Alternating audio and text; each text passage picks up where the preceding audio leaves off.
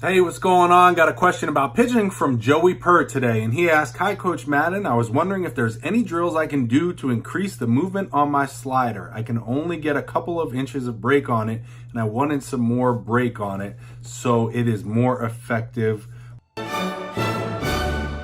when I pitch." Yeah, I got a couple drills for you. The first drill that I really love for really any breaking ball pitch or any off-speed pitch that you're trying to work on is the broomstick drill. The broomstick drill is a great drill that you need a partner for this one, but you're going to have your partner hold a broomstick or some kind of pole or PVC pipe, whatever it is, up at your release point. And as you go to throw the pitch, you want to make sure you stay above that, because what happens with the guys throwing sliders sometimes is they'll drop down a little bit low, and that's why their slider is not breaking efficiently or as good as it should or as good as it could. So if you really focus on staying up over that PVC or that broomstick and then following it down, your partner's going to pull that pole down as you go to throw that pitch, and you actually follow the end of the pole going down. So you get up high enough on the pitch and you're focusing on pulling it down to get more of that downward movement, that depth. And really, from doing this drill as a pitcher myself, I just always felt like it helped me get up and pull that pitch down. And I always felt like I had better break on the pitch when I was working on this drill. So that's the first drill, and it's a great drill. So try that one out. The second drill is the bucket drill.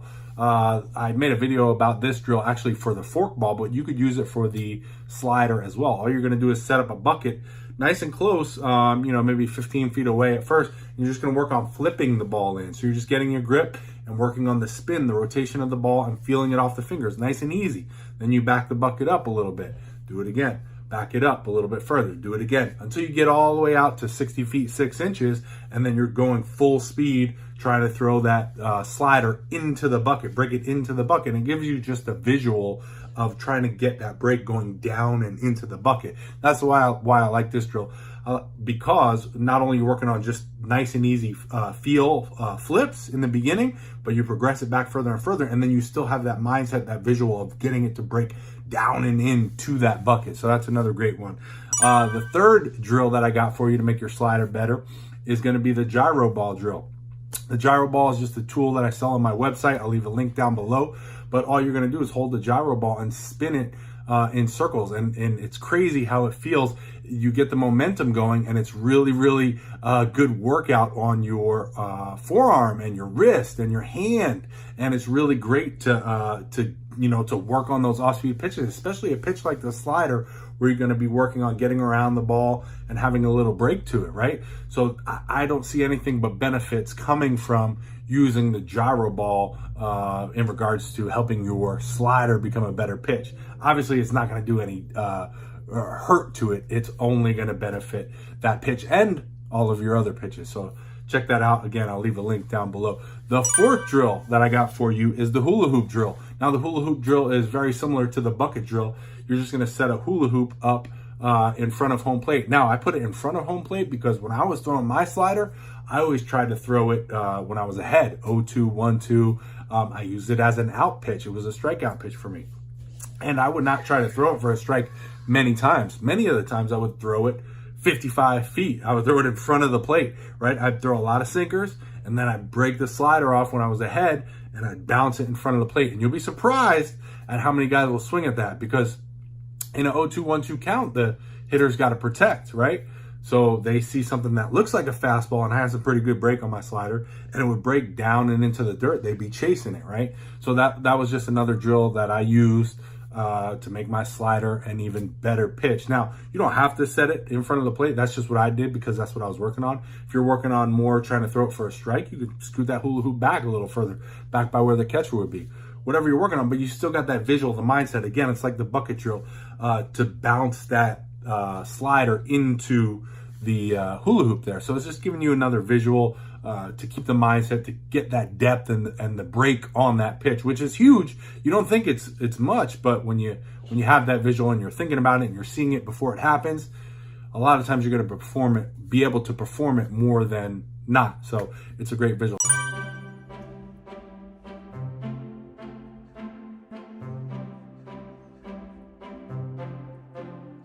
Now, I do have some other tips for you in regards to making your slider a better pitch. The first one is something I see all the time is when guys try to throw, and really any breaking pitch, super nasty, they try to rear back, right? They rear back just like you're throwing a fastball and go, oh, I'm going to make this pitch so nasty, and go, ah. And what happens is they end up leaving their arm back and it ends up hanging, right? You ever try to throw a real nasty slider and it just kind of spins up there, hangs up? And you're like, man, I just threw the crap out of that pitch and it just spun up there. That's because you're being too aggressive early in your delivery. So what I like to think, when my slider was working really good, I was thinking smooth in the back and then aggressive out in front. So I didn't really pull, like on a fastball, I'd be back here, reared back, and I'd be like, pulling with everything that I got. But on a slider, I would think smooth, smooth, smooth, and then pull closer to release point. So I would always tell myself, smooth in the back, fast out in front, smooth in the back, fast out in front, smooth in the back, aggressive out in front. Okay, that's the thought process that worked for me. That was the verbal cue that I had in my head that always helped me get back to throwing a good slider. The second thing is to play with different grips, right? So this was my slider grip right here, you know, but some guys come across the horseshoe this way, you know, they like going over the horseshoe this way. So, you know, play with different grips. Some guys kind of preset it here on this lace and kind of get it cocked already. Other guys will come across the horseshoe this way, right? So there's many, many different grips. Try them all, play around with them. See if there's one that helps you or feels more comfortable than the other or gets more movement than the other, right? Now, another tip is, more importantly than the grips, is to mess around with the release point, because truth be told, I say I threw a slider, but I actually threw a slurve. So I was more like a curveball. I came around the ball. This was still my grip, but I came more around the ball this way and was trying to get the depth that way. But obviously a slider can be thrown here like this, staying behind it, think of fastball, and then turning it this way, right? Turning it like a doorknob. I threw that as well. Just for me, it didn't work as good. So I stuck with the more of a slurve as I was coming through. So I was straight behind, and then I came through and tried to rip it out in front, which gave me that good depth on the pitch. So again, play with the grips, play with how you're releasing the ball. You can release the ball different ways to throw a slider or a slurve, whatever you want to call it as well. And the last thing I got for you is try to be consistent, right? Because once you get the pitch and you have a good feeling for it, because the slider is a feel pitch, right? Even though you're going aggressive with it, you still got to have good feel, right? So once you find that feel and you have it working, try to stay consistent with it. Because if you make little tweaks every single time, all the time, you throw one pitch and it's messed up, and then you start tweaking, oh, let me try this release point instead, you're never going to have a great pitch. You got to stay consistent with it. Even if you have a bad pitch every once in a while, it's all right. Try to get back to that good one, but stay consistent with your what you're trying to do in your delivery, right? Not all the time you have to recreate everything. You don't have to go and redo your whole mechanics because you threw a couple bad sliders one game. Sometimes you'll lose the pitch. It happened to me. It happens to a lot of guys. You'll lose the pitch for a couple of outings, possibly. It happens.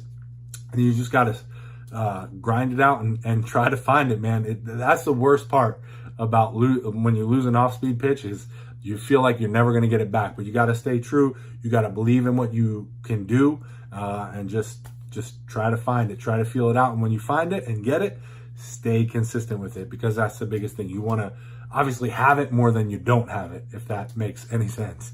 I hope that answers your question. If you guys have any questions, drop them down below. I'd love to answer them on video if it's a good one. And of course, if you haven't, subscribe and all that good stuff. And I'll see you in the next video. Thanks.